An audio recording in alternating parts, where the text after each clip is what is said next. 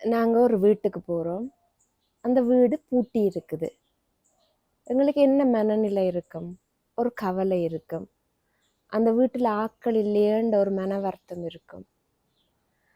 பூட்டி இருக்கிற வீடு பல அர்த்தங்களை கொண்டிருக்கும். அங்கே வாழ்க்கை இல்லை, அங்கே ஆட்கள் இல்லை, ஒரு பாழடைந்த ஒரு மனநிலை, ஒரு புதுப்பிக்கப்படாத ஒரு மனநிலை, துப்புரவு செய்யப்படாத ஒரு மனநிலை எங்களுக்கு இருக்கும். ஆனால் நாங்கள் ஒரு வீட்டை போகின்ற பொழுது அந்த வீடு துறந்திருக்குது, அங்கே ஆக்களுடைய சத்தம் கேட்குது, அந்த வீடு துப்புரவாக இருக்குது என்றால் எங்களுக்கு ஒரு மகிழ்ச்சி இருக்கும். அதே நேரம் எங்களை வரவேற்கிறதுக்கு அங்கே ஆட்கள் இருந்தால் எங்களுடைய மகிழ்ச்சி இரட்டிப்பாகும். அப்படித்தான் பூட்டி இருக்கிற வீடு, துறக்கப்பட்ட வீடு, துறந்திருக்கக்கூடிய கதவுகள் என்கின்ற பொழுது அங்கே ஒரு வரவேற்பும் வாழ்க்கையும் மகிழ்ச்சியும் இருக்கு என்பதை நாங்கள் எடுத்துக்கொள்ளலாம்.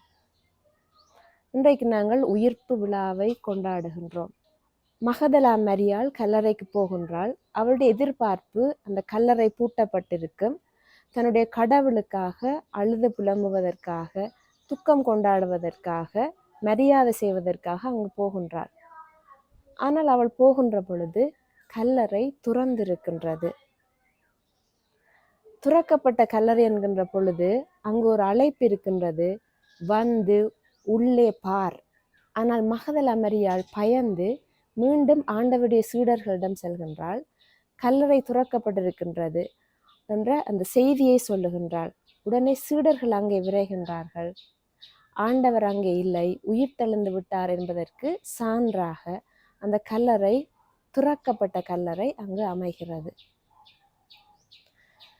துறக்கப்பட்ட கதவுகள், துறக்கப்பட்ட கல்லறைகள் இயேசுவினுடைய அழைப்பாக நாங்கள் எடுத்துக்கொள்ளலாம். வந்து பாருங்கள், வந்து என்னுடைய உயிர்ப்பின் மகிமையிலே பங்கு கொள்ளுங்கள் என்பது ஒரு அழைப்பு. அதே நேரம் ஒரு கதவு துறக்கப்பட்டிருக்கிறது என்றால் அந்த வாழ்வினுடைய மகிழ்ச்சியை அனுபவியுங்கள், பெற்றுக்கொள்ளுங்கள் என்பதாகவும் அமைகின்றது. இந்த உயிர்ப்பு சம்பவத்திலே திறக்கப்பட்ட கல்லறையும் திறக்கப்பட்ட கதவுகளும் ஆண்டவருடைய உயிர்ப்பிலே நாங்கள் புதுப்பிக்கப்பட்டு மீண்டும் புது கிறிஸ்தவர்களாக இறைவனுடைய உயிர்ப்பிலே மகிமையிலே பங்கு கொள்ளுகின்றோம். இரண்டாவது, நாங்கள் திருமுழுக்கின் ஊடாக பெற்றுக்கொண்ட அந்த அருள் வாழ்வை புதுப்பித்து மீண்டும் அருளோடும் மகிழ்ச்சியோடும் ஆண்டவரிலே இணைந்த ஒரு வாழ்வுக்காக அழைக்கப்பட்டிருக்கின்றோம்.